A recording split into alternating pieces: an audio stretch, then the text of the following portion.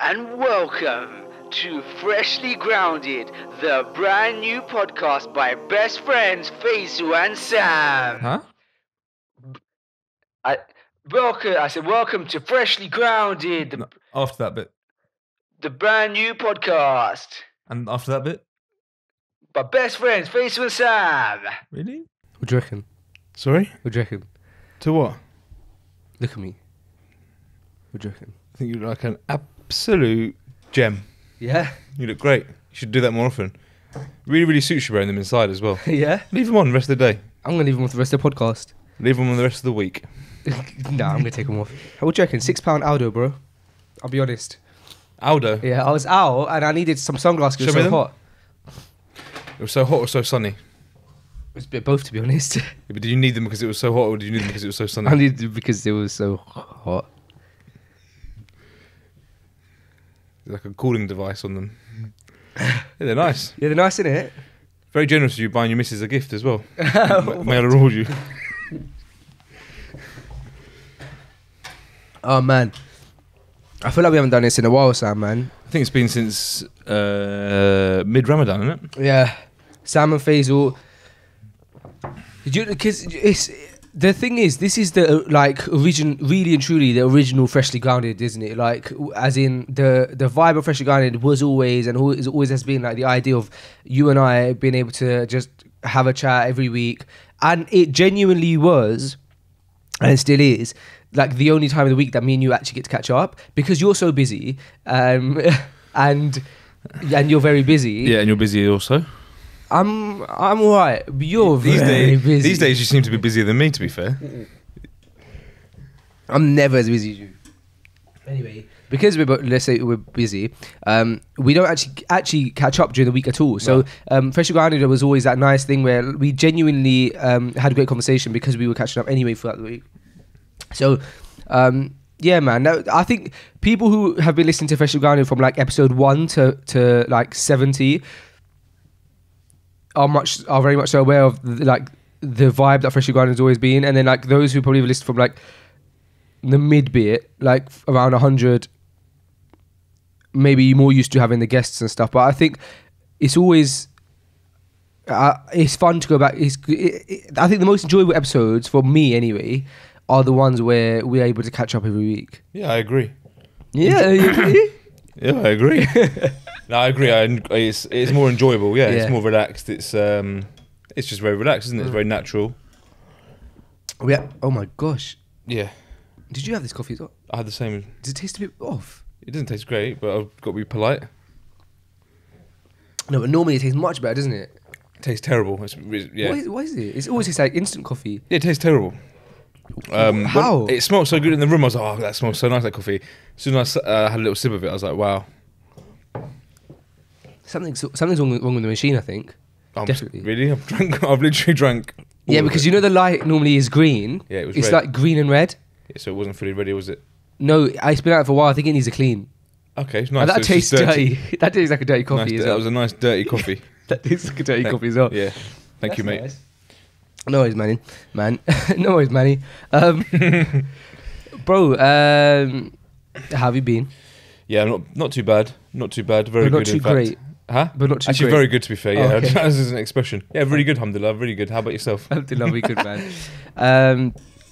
Yeah, good. Yeah, you been up to much? Yeah, I have. Yeah? Yeah. What have you been doing?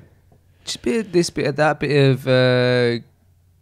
of things. I've been doing. Should I just be open and honest and say it? You should do, yeah. But then that's not fun when we do a launch, though. Should I just say it? Yeah, say it. Should I just say it? Say what you've been doing, yeah. Should I just say it? Said it, No, yeah. joking. Said it.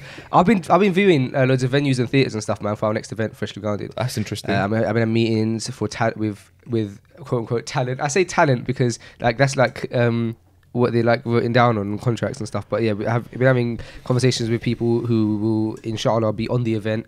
Been having conversations with sponsors and stuff. So Okay. I've been really busy. Sounds promising. Yeah, well, it all sounds promising until you get that signature. Nothing's promising. Yeah, Sam, I'll tell you I that agree. much. I agree. No, but alhamdulillah, it's been going well, man. You looked So, at some nice little venues. yeah, found some beautiful venues. Yeah. Um, What, like school halls and what? I viewed Wembley Stadium. Pardon? Yeah, viewed Wembley Stadium. It was beautiful. Isn't that where the Spice Girls was playing? Yeah, it was actually good to see. I got backstage tour of the Spice Girls set. That's the kind of. Did you? Not really, just the staging. Were they there? No, it was. They that. I said no. They've already turned up last minute, innit? Yeah, it's true. But obviously, there's a big hall inside the stadium. It's not the actual stadium where Okay, like fine. Ed Sheeran and Spice Girls perform. Okay. Yesterday I was I was in Central because I had another viewing yesterday. Very central, weren't you? Yeah, West End. Yeah, I wow. viewed in West End, and it was really, really busy. Like as the day went on, and for the life of me couldn't figure out why. And I was like, oh, I suppose I just haven't been in London for a while, and it just genuinely gets busy. No, in that Leicester particular Square. area of town is so busy always. Well, but it was even more busy than that. And then I woke up this morning, and when I was reading the news, I saw that there was a movie premiere there. Okay. Yeah, so that's why. And like all the celebrities were there. And Right, everything. okay, that makes sense. And then there was just me walking along.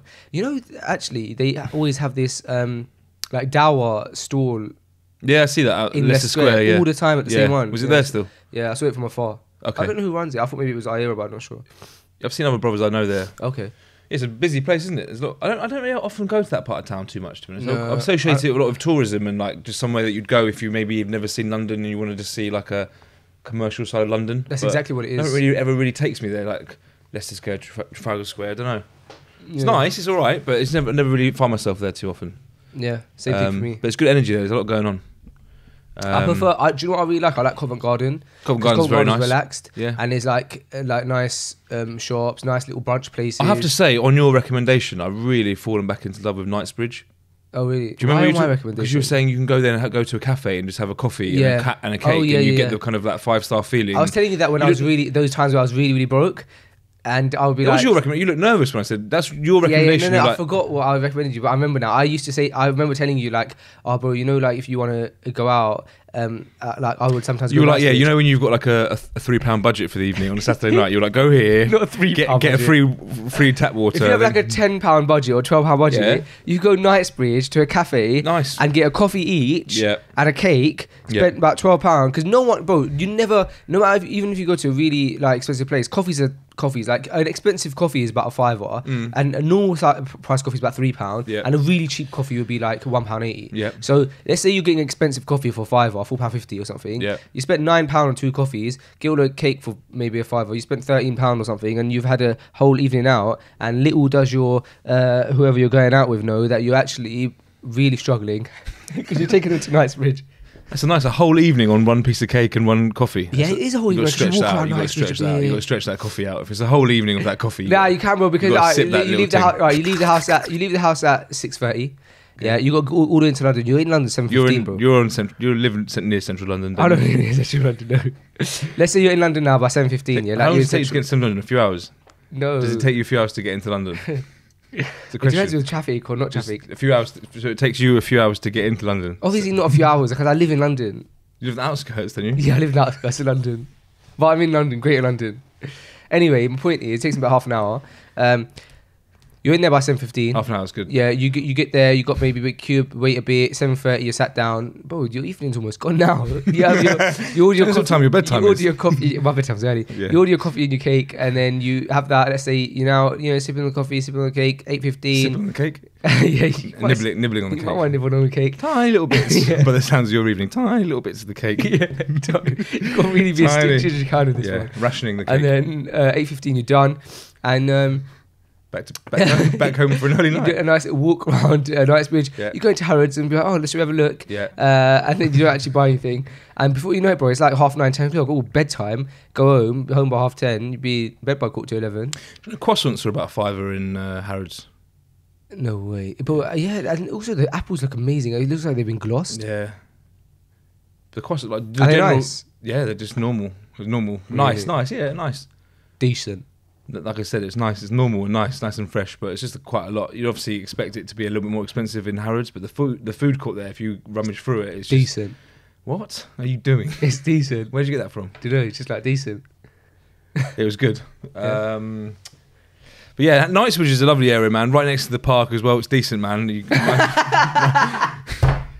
Restaurants, cafes, Harrods. Yeah. It's good, man. And like I say, it's a good night out, and it's an espresso store there. It's a good hour out. Make sure you eat first before you leave the house. Drink loads of water. See. There's an espresso store there, bro. So if you fancy some pods, Yeah. because you can't afford to go out for dinner, but you can afford a £150 Nespresso machine Yeah. at your house. Yeah. Whereabouts is the espresso store in Knightsbridge? It's on the corner opposite a Sanres. Is that what it's called? Sanres? Yeah. Yeah. I had a friend who used to cut some hair there. Oh, is it that opposite way? that, Okay. yeah, Brampton Road. Brampton Road. Yeah. Yeah, Brampton Road. Great. Yeah. Yeah, good stuff. Yeah. That actually, well, we were talking about something just now.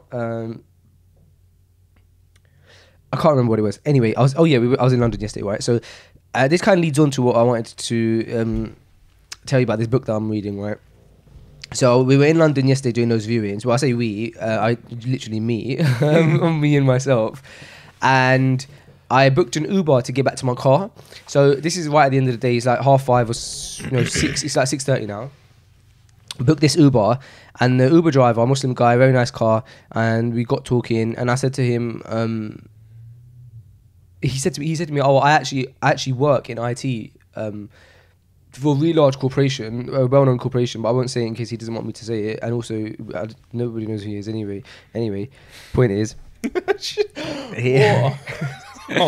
point is, all right, fine. He works in IT for the NHS, and you got me, okay, bro? You've exposed him now. Everyone, he's going to be really miffed with you. Next time you see him, he's going to be really miffed. You just exposed him. Okay, so he works in IT, so he's got a good job, man. Yeah. But he said that what he does is on his way into work, he Ubers, and on his way out to work, he Ubers, and so he puts the direction to his house, and he puts direction to his work. So anyone on the way who's going towards his house, he can pick them up. And so he said he makes about an extra 30 quid a day doing that. So he's not spending money on travel, because like otherwise you would spend like £10 a day on public transport, £5 per tap, and now he's actually making money. He's making £30 a day, so he's making extra 400 quid, £400 to £600 a month. I can't remember. My maths ain't good.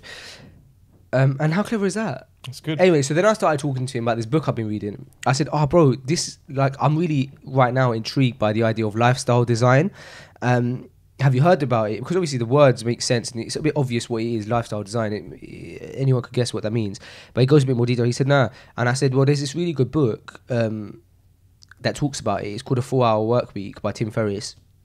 Now, anyone who's listening to this who has heard of Tim Ferriss or has heard of the 4-Hour Work Week will say, wow, you're so late, because I think it was made in like 2003 or something. It's such an old book, but he constantly revises it to make it up to date with the times.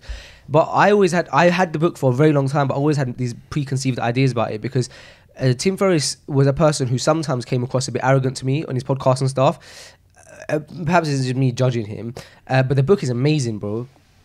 So anyway, I explained this to the Uber driver. I was like, there's this book for our work week. It talks about lifestyle design and lifestyle design is exactly what you're doing. You're using technology to your advantage to be able to increase your income and eventually maybe even decrease your work. And that's what lifestyle design is about. And I said, you should read it. So he said, yeah, when I'm in Uber, when I'm driving, I normally have one earphone in and I listen to an audio book anyway. So I gave him da'wah to the 4-Hour Work Week, and he said, I'll listen to it. He said, I'm going to download it right now. So anyway, we're chatting about it. Anyway, the 4-Hour Work Week, bro, is a sick book. Basically, the essence of it is how to get yourself down to a work week that's only 4 hours rather than 40 hours. So you're working 4 hours a week, but you're earning cake. Yeah, this guy was, when he started writing the book, I think he was talking about at the beginning about how he increased his salary from £30,000 a month to £60,000 a month, or dollars a month. But actually in reducing, he actually was reducing his work time. So what it talks about is reducing the time you work and increasing productivity. And it's something that you've always spoken to me about, is you have to be productive. You have to be productive. Work hard, work smart, not hard. Work smart, not hard. And but this is like, if anyone loves the kind of posts that you put out on your socials and the stuff that you talk about on Freshly Grounded with regards to working smart and delegating and stuff like that, and they want to look further into it and say, okay, cool, I love what Sam talks about, but I want to know real steps and practical ways to do it. This is the book, bro. It's amazing. There's so many little gems, man. There's so many little gems. I've not read it, but I've heard many good things. Glenn's actually a big advocate for this book. Oh, really? He loves this book, yeah. Yeah, because it's obviously, so this guy, I think I told you about him on the podcast before. What's inspiring about him is, I think to go to business school in America, one of the top business schools, maybe it's called Pearson's or something, I can't remember. It costs like $250,000 for a year or something, right? Or for the whole course, but it's something crazy that I remember hearing and saying that's insane amount of money. And so what he did is he started saving because he didn't want to get in debt. He started saving all of his money to get into this business school, and so he finally got that amount of money. And then he was like, just before he was about to sign up, I think this is his story. I might be wrong, but I remember him saying, and just before he was about to sign up, he thought, you know what, it's probably gonna be a better education for me if I just go into the practical world. So he used that 200 grand as an education. Yeah. Thing, and for if I lose it, but it's my education. So he started investing in companies and all this kind of stuff, and he made a lot of bad investments and good investments, and he learned his way a lot quicker than going to business school. And he was one of the early investors in Uber, in Facebook and stuff like that. He's got really good investments that now are paying him off loads of money. So he has got a good track record behind him, and he just gives all of these little tools how to increase productivity. Like one little one, for example, is even the way he writes emails. It's amazing, bro. Like he recommends that someone should check their emails twice a day, and you should tell the people you're emailing that I only check my emails twice a day. So, hey, blah blah blah, blah. Thanks for getting back to me. I always check my emails twice a day. So if you need to send me anything, I'll check my email next at 6 o'clock. So you check your email first thing in the morning and end of the day at work. And then eventually you reduce it to once a day, etc. He said now he checks his emails once a week. That's it. And everyone is aware of it. And so, but what that does, bro, is it increases productivity so much because he's just productive. And the way he gives little tips in this book of stuff like how to even write emails. Like the way he writes emails are genius, bro, because let's say a scenario where, let's say you, for example, yeah? Let's say a scenario where someone... obviously you wouldn't deal with this over email, but let's just say you were dealing with someone opening a new store on email, and so this random person, let's call him Jason, wanting to open up a new men's bar store. And so you're talking to Jason, yeah, and you're talking about the budgeting and everything, and then on email he's got to the point where he's saying, you know, all right, cool, how much do I need to invest, blah blah blah. And now you reply to him on email, and this is how you do it. You go, hey Jason, first for this. So basically, this is how much you need to. This is the full, as mentioned. This is the full investment amount. If you're happy to go along with this investment amount, we can get contracts sent to you. Once a contract's signed, just scan it back and send it to Mahi. In the same email, you write send it to Mahi, who is CC'd in, and in the same email you write Mahi. Once Jason's done the contract, please make sure that you get it sent to our accounts team straight away so they can process it. If any of you guys have any issues, Mahi, if you have any issues, you can contact me. You can contact me via a phone, but only in case of emergency, something like that. And before that, you write something like, let's say if there's another person on your team, let's say Josh, for example, is on your team. Right? You say to Mahi at the end of that email, you say, also if you need anything processed, feel free to send it to Owen. Feel free to send it to Owen, who's also CC'd in the email. Owen has my authority to make decisions up to £1,000. Okay. Send. Bro, in that one email, every single scenario that could have happened, you've answered. So there's no reason why anyone should call you. But now you can get on with your day. So he's now mastered writing these kind of emails so fast, so that's how he just deals with things. But he's writing so that everything is over, everything is delegated to the right people, right time, everyone's contact details. So he's not writing a person email to Jason, then writing email to Mari, then writing email to Owen, and then saying, "Alright, call me if you have any issues." And bro, this is one step, or this is one example of how he's just increased productivity to such a crazy level. And like you always say, bro, anything that can be done by someone else, he ensures that is delegated. He doesn't do anything that can be done by someone else, and that doesn't always mean he employs someone. That means he can offset things to an assistant, or who would obviously be employed, or like outsource work that doesn't require a full-time salary, but just something to be outsourced, so it's quicker and stuff like that. So interesting. Very interesting. I know that's something that you're really into as well, like Absolutely. just like increasing productivity to the maximum. Other than that email advice, any other tips you've pulled from it? Oh man, so many. So he gives a bunch of tips on these tips on different apps and services that are available to a person to to increase your productivity. And so for that, it's worth listening to a book because he just lists so many apps, so many websites. Like, I use this for this, I use this for this, I use this for this, and it's like it speeds up so much more time for this. And one of the tools that he uses is a virtual assistant, which I was really intrigued by. So I think the website is called Get Friday. And what it does is you can hire a virtual assistant in India, yeah? So there's these companies in India who have employees, and these employees' jobs is to be your virtual assistant. So you pay like a fraction of the amount you'd pay here for a full-time employee. And it's like you go through the companies that's all legit, and basically this guy in India is your assistant and could do anything from cleaning up your emails to setting up interviews for job interviews, everything, bro. And so like he just in contact with him, but and it gets to so close to the point where Tim Ferriss, his virtual assistant in India, he has all of his passwords and everything, and he said, and his payment details, because he makes payments for him and everything. He's like, can you do this, can you just log into my this and do this, so he could just keep things moving.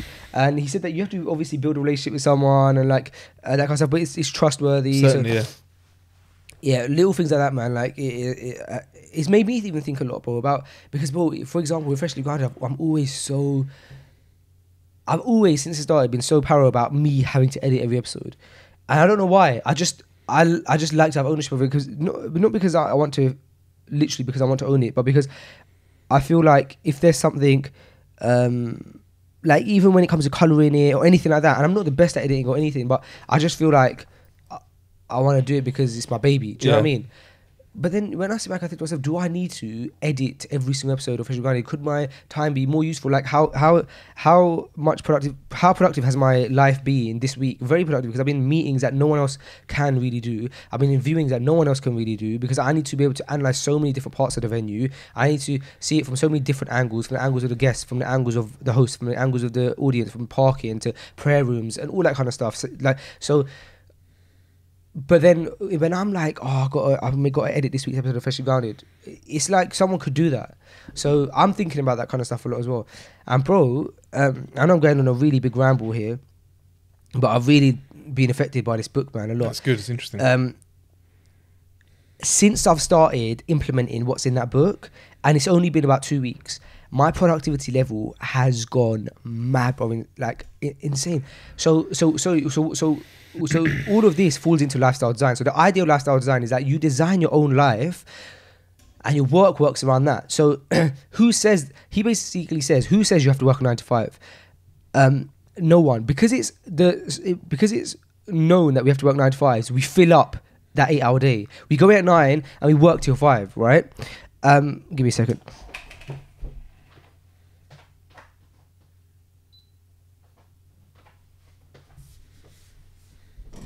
But he said if we had 15-hour days, we would fill up 15 hours, because we just know we have 15-hour days. And that hit me hard. I was like, raw. Because I thought to myself, how often do I spend time in the office and it's 3 o'clock, right? And I'm done my tasks. But I know that I need to be at the office till 5 because I just do. I work 9 till 5. So so with some of my tasks early in the day, I'm a bit slow because I know I've got till 5 anyway. Or if I'm done at 3, I'm like, I've got till 5 now. But imagine if you only have to be in the office to do the tasks that you have to do. But you come in, you get tasks done so much quicker, and then you go.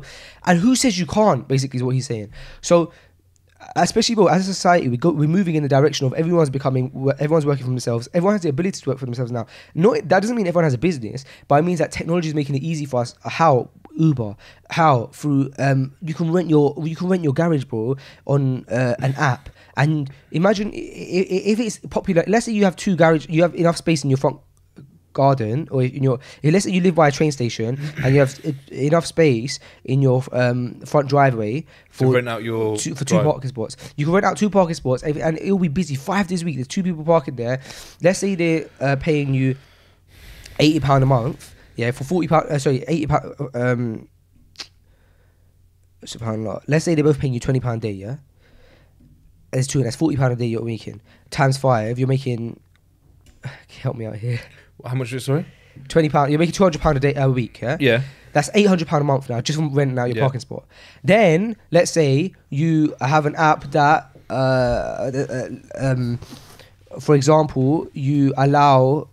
Let's say, for example, you're very good at cutting hair, yeah, and you have you make these videos and you do these online courses or something that you put on the app. But the point is that you're doing all of this, bro. So it doesn't mean you run a business, but it means that you can now work for yourself. And we're in a world where you can make money without having to go in for a 9 to 5. And anyway, so what he said about that, we fill up 8 hours because we know we have to, that really changed me a lot. So I thought, if I would like to design my lifestyle, how would it be? So I decided to try and live it for a bit and see how it was. So I thought I would like to wake up and read some Quran, go to the gym, and then go into work, do my things, and then leave work, and then come back, and then maybe do whatever is important to me. Yeah. And so last week I had a day where I woke up, and I think what I did is I went to the gym in the morning, came in from gym, showered, had another breakfast, read some Quran for about an hour, then I did my emails from home, got ready, went into the office, had a couple hours worth of tasks done, and by now, bro, my day started, like, I'm saying that I was at the gym at 8 a.m, so 8 till 9 at gym, from 9 till 11 I'm at home, bro, and I'm never at home 9 till 11, I'm at the office, I'm at home 9 till 11, doing what I want, I'm enjoying it, I don't feel guilty, like, I should be working. Then I go in, get all my tasks done so quick, from 11, let's say from 12 till 3 I was at the office, 3 hours, bro, I wrote down a list of all the tasks that need to be done today, got them all done, I was done by 3 or 3:30. That was alright, cool. Now I've got the rest of my day. But this is lifestyle design. We don't have to live in a way now where we can't design lifestyle. And so his ultimate thing is that you can actually live a life where you can go on holidays, you can enjoy life, but you don't have to be a millionaire. He's basically said, I was living like a millionaire without being a millionaire. How? Because he had lifestyle design. What is lifestyle design? An example is that if you go on holiday in July to Dubai, you're paying £800, for example, for a flight, and you're paying £3,000 for a hotel. You're spending £3,800. If you go in September after the 15th, when all the kids are back to school, you're paying £200 for a return ticket, the same ticket, and you're paying £500 for a hotel. You're paying £800 in total. And £200 for a flight to Dubai. But I booked a flight to Dubai once for 230 quid, I think. Way. Yeah, it was out of peak. So let's say £800, you get a whole Dubai thing. £800 in September, £3,800 in July. Why? Because you're going at a time where everyone's back to work, it's off peak. Of course. But if you have lifestyle design, bro, why can't you go in September? So he was saying by doing things like that, and now people have come back and they said, I'm living my best life. I'm going on holidays that I love going on, and I'm spending such little money. Why? Because I'm going off peak times. I've designed my own lifestyle now. So a very inspiring book, man. I'm still listening to it. It's on audiobooks. It's a 12-hour audiobook. Have you been doing audiobook? Yeah, I have the actual physical book as well, but it's very fat. So I've been audiobooking it while I've been driving and stuff. Okay. And so I'm about 6.5 hours in. 6.5 hours in? I'm halfway through the book. Okay, yeah. Interesting. And it's having a positive effect already. Very positive, man. Interesting. Very interesting. It's what it's about, and like being like even with yourself and you having Menspire, your ultimate goal is, and you speak to me about this a lot, like you've got yourself down to, you used to, and I'm sure people are aware of your story, but you used to cut hair all day, all night from your mum's house to now and just because you want to because you have a good relationship with certain clients, you cut hair once a day. That's the goal, bro. Do you know what I mean? Like, you could decide that. And I'm sure eventually, I said to you before that, I'm sure eventually you're not going to cut any hair, but you said you always wanted to at least, like, of course, yeah, do a bit because you're passionate. But that's what you want to do. That's great, because that's what lifestyle design is about. Yeah. But the beauty is, bro, that you can run Menspire without having to necessarily constantly be doing things. And you could, for example, wake up and take a holiday with your family. And as long as you have your laptop or your iPad with you, you can still get everything done. And that's the overall goal, basically. It is the goal, yeah. It's leverage and it's a lot more realistic than you think, because in the past, he basically says in this book that in the past you'd have to be a millionaire to live that life. Or people think you have to be a millionaire to live that lifestyle. You don't have to be a millionaire to live a millionaire lifestyle. You just have to be clever. And by being clever is by following these tips and implementing these things and cutting costs. It sounds perfect. You're making it sound perfect and easy. It's making a difficult life almost sound like we've got full control and quite easy, which is sometimes difficult to do. But ultimately, we can do that. It's interesting, man. Very interesting. Yeah. Obviously, there's a level of like graft that's because you're talking about the fact that you're obviously talking about the fact that look, I was at home 9 to 11, but a lot of people may not be in the position where their bosses or whoever they work for will let them try out these sort of different ways. There might be if you work a 9 to 5, you just have to be there pure and simple at 9 to 5. You can't leave. So you're obviously in a nicer environment where you could try out and experiment a different way of doing it, and it worked. And I'm aware that people would think that, and Yeah. I'm glad you actually said that, because his book even talks about that, bro. Yeah. His book says that you might be listening to this thinking, oh, but that's all great, but I can't get on with that. Yeah. Right? But he gives you tips on methods in ways in which you can speak to your boss, in where you can basically just by the way you speak, you can convince them to give you a day off once a week, for example, or twice a week, and then increase. And basically, the way you do it is by having conversation. And he said, even if you've got a really horrible boss, you make it sound like it's something that's benefiting them. Or if you want to avoid meetings or something. But like, I can't remember what the method was, but it was something like oh hey Stacey, for example, is your boss name Stacey? Hey Stacey, can I do you mind if I just ask you a quick question? It'll take me 2 minutes. It will take 2 minutes. I just need like a yes or no. And yeah, cool. What's up? Can I? And then he worded it in a way where he basically made it sound like, look, I want to work from home. It'll be more productive for us, I think, and it will allow me to do X, Y, and Z. Can we? And then ended it with, I think it will be. I think it'll be quite productive. Can we see? Is it? Perhaps it's something that we can trial for. Perhaps we can something we could trial for just this month. Yeah. Does that seem reasonable? And when you end it with "Does that seem reasonable?" the boss has now been asked a question whether something is reasonable or not. Yeah. And if you make it sound reasonable, they're not going to say no, that doesn't sound reasonable. True. They'll say, yeah, that sounds reasonable. Does that sound reasonable? Because you've said to them, look, if it's not cool, why don't we try it for this month? And then once you've been given that, now you work so hard when you're at yard that they see the difference, and then it gets easier. Yeah. So things like that. And also, there's a lot of people who have read the book who have given feedback to him and said that I was working 9 to 5, but because of the things that you've mentioned, like these little side hustles and stuff, I've been able to actually create enough of an income myself to leave my work and to do this full time. So it's like a 2-part method. A, being able to create a lifestyle design even if you're a 9 to 5 employee, by increasing your productivity and stuff like that. And B, being able to actually leave that life without having to take a financial hit. Yeah. He teaches all of that in the book. That's why it's so specific. He talks about something called a compliment sandwich, which people talk about a lot, which is essentially the essence of like how to give someone criticism in a good way. So you give them a compliment, then you mention the criticism, and then you change the subject to give them another compliment, and that always works. Like that's a well-known method that so many people use. Because it's not deceiving, it's actually a very beautiful thing, because you don't want to hurt the person's feeling, but you want to get a message across. So all these little life hacks and life skills he talks about throughout the book, man, it's really good, man.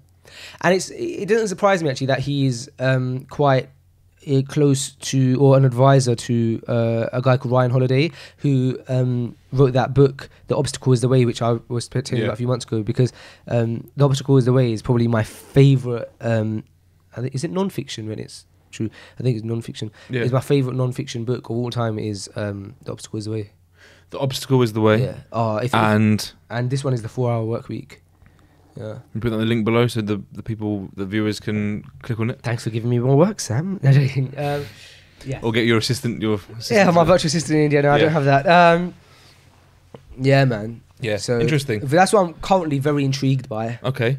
I'm intrigued by how intrigued you are, to the point I want to go back and start listening to it. Yeah, man. Not reading it, listening to it. Yeah, but that's another art of lifestyle design, bro. Like the fact that we have this technology and these audiobooks. Why are you gonna take you as Sam Palmer? When do you have time to read a book? Genuinely, your only time to read a book will be right at the end of your day when you're in bed. Oh, and that's your time to spend with your family. So why should you take that way? You can actually, how about you can enjoy your time with your family and get benefit from the book when you're walking to work or driving to work, you can get those little benefits. So that's what I do. I actually listen to The Obstacle is the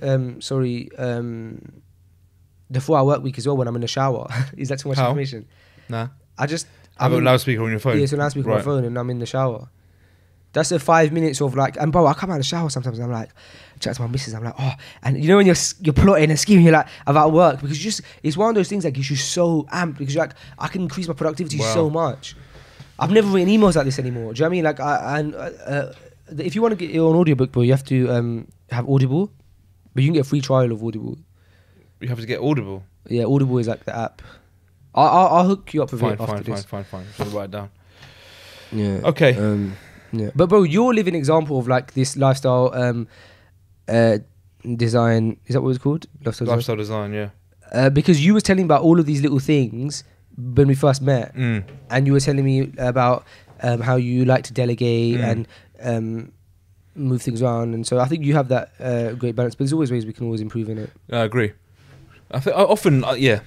No, I like to read it. Yeah. I definitely understand it. It's definitely how I'd like to live my life. But I definitely could do with some advice on that. So I'm definitely going to dive into that, because I remember Glenn saying how good it was, and I made a joke to Glenn saying, "You've only read the title and you've implemented that, and you've not." And he said, "Yeah, I know, but no, I'm going to get onto it. So thank you for that advice." I was so skeptical about it because it sounds like one of those like self-help books. Yeah. It's like so like, oh, I hate like, you know, Tony Robbins. Like, You hate all that, do you? I don't. I love being inspired, but I hate the. You don't like Tony Robbins? I haven't listened to him. Never. So I can't. But you just use his I've had a name, little bit- like, no, say, because- that Tony Robbins. No, but as soon as you hear about like inspirational motivational talks, that's the person that comes to mind, isn't it? Yeah, I know, but then you say it almost like it's like a little bit like Like a negative way. yeah. Yeah. So my there's almost point, a reason why he's kind of like True. so famous. my point is, I don't like people who perhaps talk about motivation stuff who and it's all that's like it's just about like getting you amped. But what I like is when there's some product behind it. Like with Tim Ferriss, bro, he's not just getting you amped, bro, but he's talking about something very specific. Yeah. I mean, and he's been there and done it. Yeah. But when someone's just saying like, you know, you can do greatness, and it's like, yeah, that's great for certain things, but if someone says, look, you could do greatness, and this is the app you need. It's a bit more specific, isn't it? It's Yeah. about like yeah. That's what I like about it. But I don't know. Have you listened to Tony Robbins before? Yeah, of course, man. Is he good? He's very, very good. Is it? But I would almost say the same thing because it's kind of like so many people listen to him. But you listen to certain things he talks about, it's incredible. Absolutely, that's why he's so well known at it. He is incredible. He is really, really incredible. But he's not necessarily my go-to person. Have you heard a guy called Grant Cardone? Yeah. Yeah, I've seen him stuff. I like his stuff. Yeah. From what I've seen. And what's that? What's the short guy with the black hair. Yeah. Who is he, bro? Because when he started coming on my feed, and I had bad vibes from him. Yeah. Man. Like I said, I mean, there's definitely benefit within that, but I think generally if you just need like a little motivational and you search motivational speak, you'll hear these like little talks. But when it's something a bit more specific, you can relate to it more and you can actually use that as like a blueprint to your life. That's probably why it's a bit more exciting. So that guy with the short guy with the black hair and the glasses. Yeah. I'll be honest, I never rated him. Yeah. Because he used to just come up on my feed as an advert, and he'd be like, "Do you want to turn your money into $10 million? Well, for the same price of a coffee, you can get my book. And Yeah, guess what? I know. I'm going to give it to you free. Yeah. All you have to do is pay for the shipping." And I'm like, "Oh Yeah, my I gosh, know. And it was so much. know. And I was like, "This is the type of thing that I hate." Yeah. But then I saw a poster, and he's coming to London or something, and he is like him, Tony Robbins, and like another guy. Yeah. What's his name?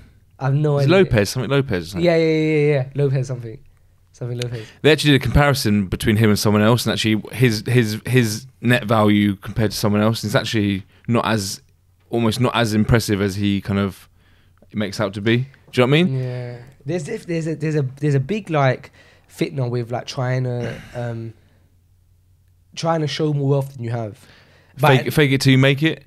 Nah, I think fake it till you make it is good for you're in a meeting and you're trying to land a big deal. What's the difference between what you just said and fake it till you make it? Okay, so fake it till you make it I think works when an example, let's say if I was gonna try and sign this deal with Wembley Stadium, Yeah.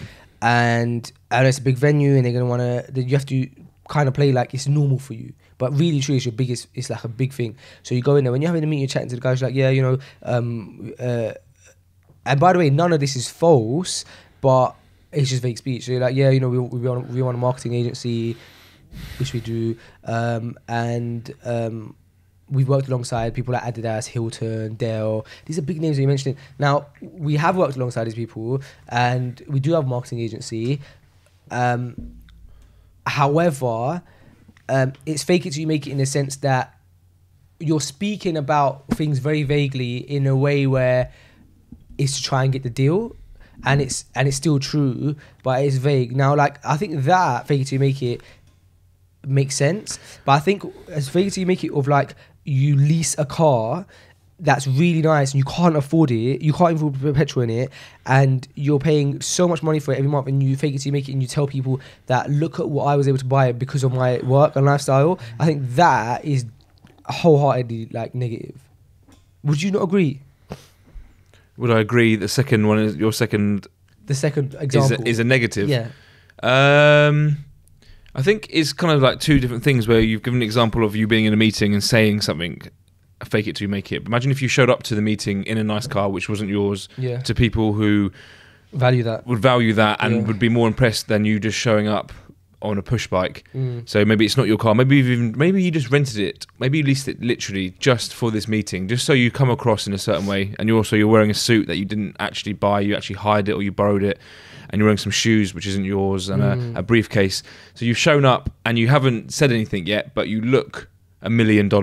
Are these people going to take you more seriously, or is it going to change their feeling towards the meeting? Obviously it depends on what kind of meeting it is, but talk to me about whether that's a negative opposed to sitting in the office saying I do this, I do that, which totally, the example you gave is almost irrelevant to the actual meeting, but like you said, you're not lying. And then when you showed up in this car and You're not saying luxury, yours, but you're not lying, you're just, that's how you're choosing to present yourself. Like in the meeting you presented yourself talking about the things that you've done. No lie there. So fake it till you make it. I heard an example. There's a guy who's trying to make it in Hollywood, just being like a music producer or video producer, whatever it was. And he was just, I remember him saying the fortunes he had to spend to get noticed by the right people in order for him to go to the next step of his career. Because in the fickle material world we live in, some people aren't noticed for certain things anymore. You always have to be noticed and stand out. So the argument is fake it till you make it. Is there any place for it? Do we need it in society, in some businesses these days, in order to be noticed, to make it to the next step? Or do you think just kind of that inner value can take you there? That's kind of the conversation.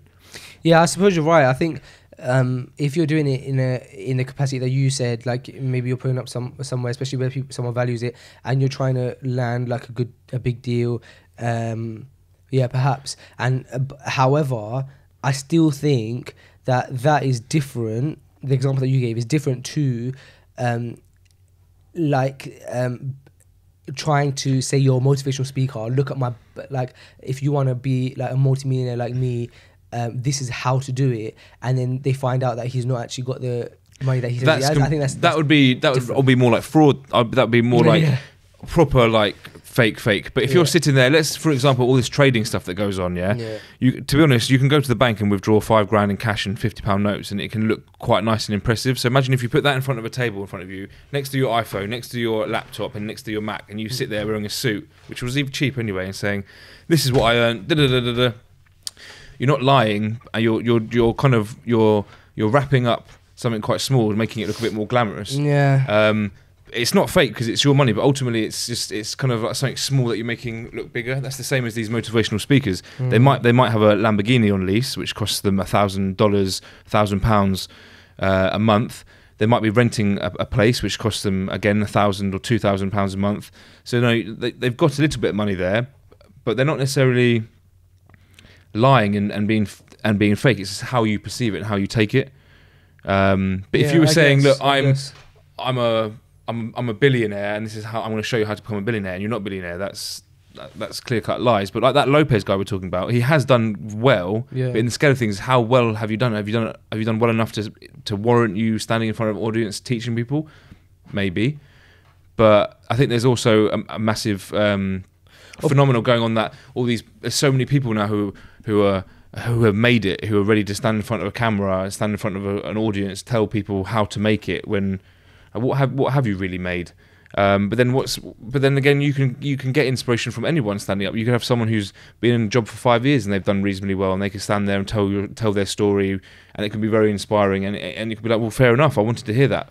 So it's a funny one. But going back to it, it's almost like you want to make out like you want to need to display to the world that you've made it, when the reality is you really, really haven't, and it's kind of like you're only kidding yourself.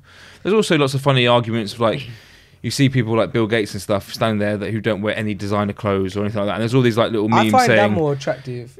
Like, not wearing designer clothes? Yeah, It's interesting. But not being humble, but like, I think we have different opinions on this, maybe. Yeah, like, but then I think it's extreme saying there's all these pictures of these guys and they're saying no Gucci belt in sight, all this kind of stuff, which is relevant and it's true. Like these guys are billionaires, and there's also ones with like you get rappers like from the Migos with all their diamond watches and chains, and their net value is above them 30 million. Then you've got next man next to him who's X amount billion.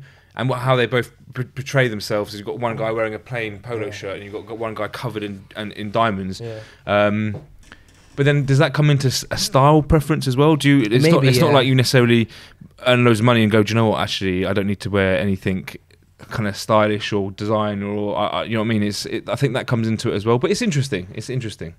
Yeah, I think my opinion on that had changed when I met you. I'm not just saying that because you're here, but knowing you, because I've like spent so much time with you over like 3 years now, I know that you genuinely like are into style and stuff, right? But I don't like I know you. I know that like impressing others or having arrogance is not something that excites you at all. And I know other people like that now as well who like are into style and stuff, and so my opinion on it has changed because people, I think we've had this conversation before where people can have different things that they're into or different passions, different hobbies. Like for example, how mine might be something like tech.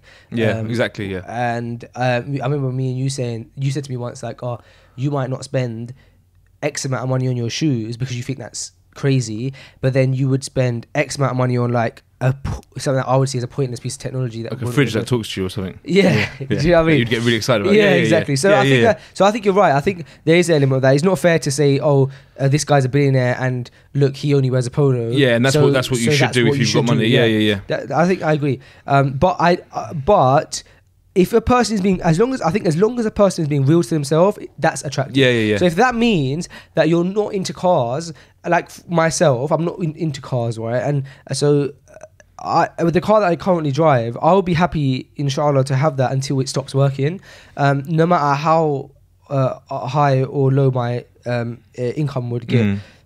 I say that now.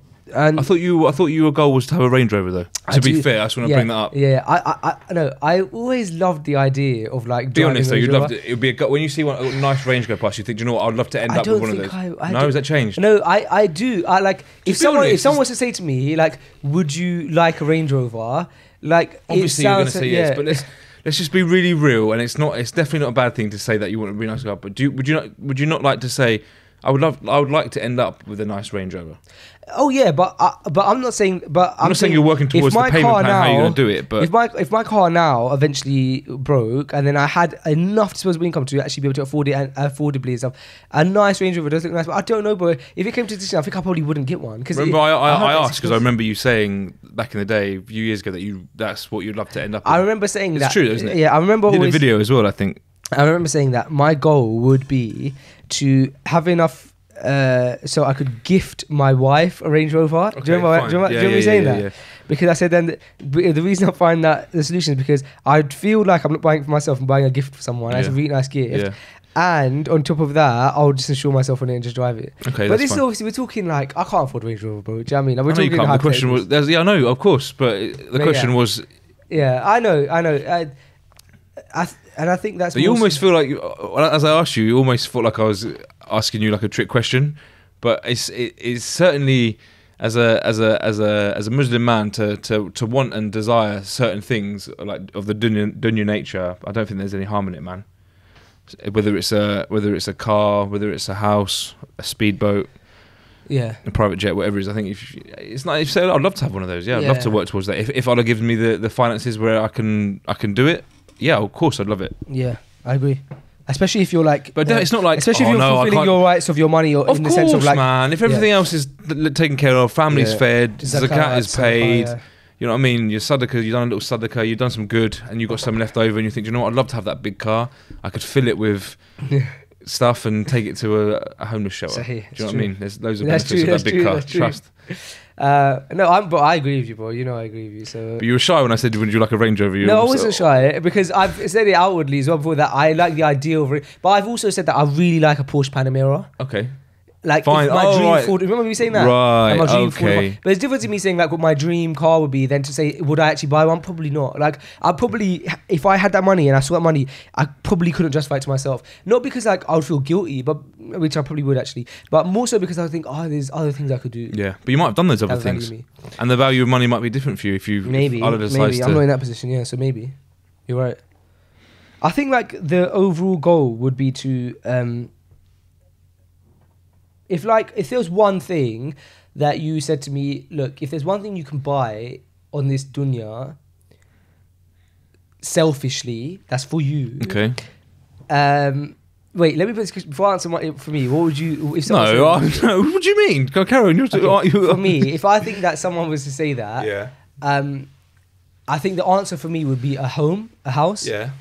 Because I know how difficult it is to buy a Yeah. house. Of course, a house. And House over a I car, also understand. completely understand the idea that we are travelers in the dunya. And I was thinking about this last night, and we genuinely are on here for so short that on Yom Qiyamah it will feel like 1 hour. And so in that case, like, is it really valuable to buy a house? So I understand those things. But I'm thinking if I was in that position, hypothetically speaking, would I the thing I would want is a house, because I love the idea of having this thing, this home that I could like always improve and like, you know, work on it every now and again. Yeah. Maybe like have little projects like, okay, I'm going to do the bathroom now, and Yeah. you know, in a couple of years time save up and do the kitchen, and maybe build myself a driveway, and this little thing. So you build yourself a driveway. I reckon there'd probably be a driveway pre-built for you. No, but like maybe it's just a front garden. You need to turn into a Maybe driveway. you want to have a second Little driveway. projects, you know, like do the flooring, or like. Yeah, but houses. We're talking about houses. Talking about an investment, man. This is a smart. This would be a smart thing to purchase, and ultimately you're going to leave a family behind, inshallah. Anyway, so if you're leaving a house behind, you're leaving wealth for your family. So it's a smart move. That's not selfish at all. It's a smart move. It's selfish in the sense that, so first of all, it's in the sense that when you die, yes, you obviously want to leave something for your family, like home for your family, but ultimately, when you die, you're dead. Yeah, but that's not to say you don't. Like, inshallah, you'll have children. And when you realise that your children are the things that you're doing this all for, you're going to want to know when you do leave this dunya, whether you're conscious of it or not, that you want to, if you can try and make their life that much easier by leaving something behind, which will make their life that much easier. That's something you definitely focus on wanting to do. Certainly. I also have a dream of building a home gym one day. Can't do it right now. My little flat. Fine. Would you not do that? Yeah, probably if I haven't got big aspirations like you, bro. Like Really? Porsches and Range Rovers and what else you just discussed. We're talking hypotheticals here, bro. I've gone from saying I want to keep my humble little I car know, to I saying know, I you're want to talking build a home gym. Have a PT there every morning at 6 o'clock, reading me I watched the this 4-hour video. work week. I watched his video and it was Mark Wahlberg. What's your thoughts on him? Go on, carry on. I don't know much about him at all. Fair enough. It came up on my recommended, and he has a home gym, This obviously. surprised me. and He's in some he good works shape. out at 4 o'clock in the morning Does every he? day, and his home gym's really nice. That's literally it. That's all I was 4 gonna o'clock till when? Till 4 in the afternoon. say. Four, I don't know, for like an hour. I He's in suppose. good shape, man. I think he has a PT with him that comes. Of course he does. Look at him. 4 o'clock in the morning though. It's too early. Yeah. You've made it. At least Yeah. have 2 hours extra. You've made it. He now. wakes up, but do you know what? Because he posted his schedule on his Oh, you or his follow daily him? thing on it. No, this is all on this video. He posted this daily schedule of his on his social media, and what it said is, I think he sleeps at 10:30. I can't remember. But anyway, he wakes up at 2:30, and he first thing he does in the morning is, guess what? Praise. Is he? Yeah, look at that, bro. That's Mashallah. the fitrah. That's like he wakes up at Fajr time and prays, but he just doesn't know. Like, The Hajj time, by the sounds of it. well, yeah, it depends what time of the year it is, I guess. 2 in the morning is 2:45. I think you can pray fine. 2:45. Yeah. Right now, I think. Fajr. Yeah, 2:45. It's early still. they he pays Fajr. Yeah. Sorry, he doesn't pay Fajr. Astaghfirullah. He gets up, he prays in some sort of capacity, and then he goes then he has a breakfast, and he does a gym session, and then he has a second breakfast. Bro, why you get up at 2:30, man? Yeah, I know. He's, Mad. Weird though, isn't it? I think he's someone a, should I give think him he's that a 4-hour Christian or work something. week. Yeah, I think he is a Christian. I've seen him wearing a bus crucifix a few times. Really? Yeah. Is he a bit of a Like you said, what do you think of him? Is he? I mean, I know everyone. What do you mean? What do I think of him? Is he what? Normally, when you say, "What do you think of him?" Like you know something. No, I don't know anything about him, but I do like him. Okay. I do like him. I think he's a very funny. He's a good actor. Okay. He's a funny actor. He's in good shape. I rate him. Sounds like he works hard. He clearly does work hard. Yeah. Yeah. He used to be a Calvin Klein model. Really? That's how he got into the thing there. Really? That reminds me of something. What? What are you grinning to yourself when I said Calvin Klein model? Because did I tell you that you can get Calvin Klein's for cheap in TK Maxx? Yes, you can. Yeah, £10 a pet. Yeah, £10 which for is cheaper two, than isn't if it? you go to It is, yeah. If you go to actual Calvin Klein store. I just remembered that to buy some. That's Yeah, all. Calvin TK Maxx is the spot. TK Maxx is very good. ASOS as well.